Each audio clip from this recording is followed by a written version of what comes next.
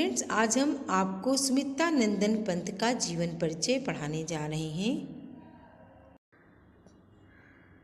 सुमित्रानंद पंत जी का जन्म हिमालय के सुरम्य प्रदेश कुमांचल के कौसानी ग्राम में सन 1900 ईस्वी में हुआ तथा जन्म के कुछ घंटे बाद ही मां का निधन हो जाने से इनका पालन पोषण इनकी दादी ने किया।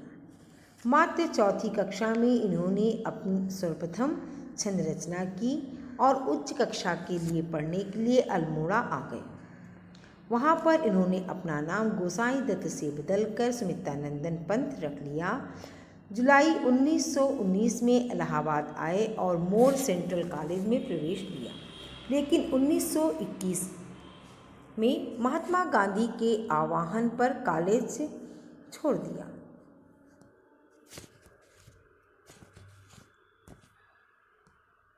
की प्रमुख रचनाएं हैं स्वर्ण किरण, स्वर्ण धूलि, उत्तरा,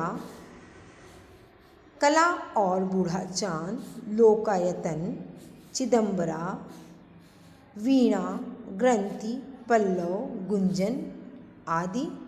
यहाँ पर सुमित्रानंदन पंत जी का जीवन परिचय समाप्त होता है। आइए देखते हैं इनके द्वारा रचित कविता बापू के प्रति। बापू के प्रति कविता सुमित्रानंदन पंत के द्वारा रचित युगांत रचना से ली गई है। प्रस्तुत कविता में सुमित्रानंदन पंत जी ने महात्मा गांधी के संपूर्ण व्यक्तित्व का भारतीय जीवन पर पड़ने वाले प्रभाव, भारतीय इतिहास,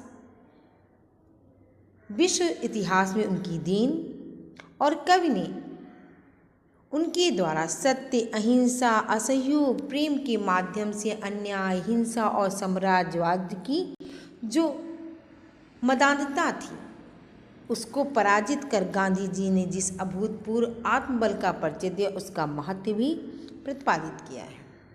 ये रचना विश्व मानवता के इतिहास में गांधी जी के योगदान का पूर्णता परिचय कराती है।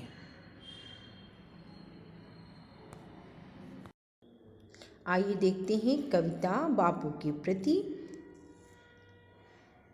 तुम मांसहीन तुम रक्तहीन। यहाँ सुमित्रानंदन पंत महात्मा गांधी के विषय में कहने, हे बापू, तुम्हारे शरीर में ना तो रक्त है और ना मांस ही है।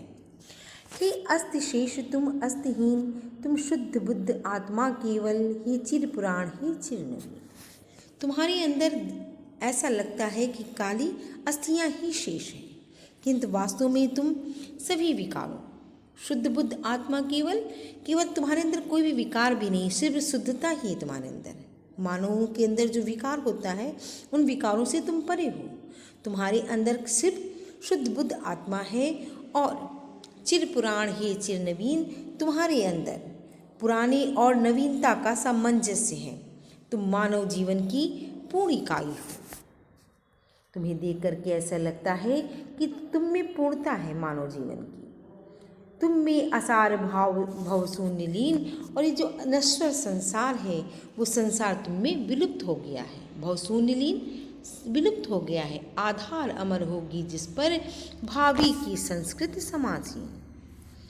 और जो ये आधारहीन है संसार, वो संसार जो है कल तुम्हारे आदर्शों पर चलकर इस देश की संस्कृति का निर्माण करेगा। हे बापू, जो तुम्हारा ये अमृत भरा जो आदर्श पूर्ण जीवन है वो इस संसार को पुनः जो है नई संस्कृतियों से जोड़ेगा और आने वाला युग जो है तुम्हारे आदर्शों को अपनाकर मानव संस्कृति का निर्माण करेगा। यहाँ पर बापू के प्रति कविता का प्रथम भाग समाप्त होता है। धन्यवाद।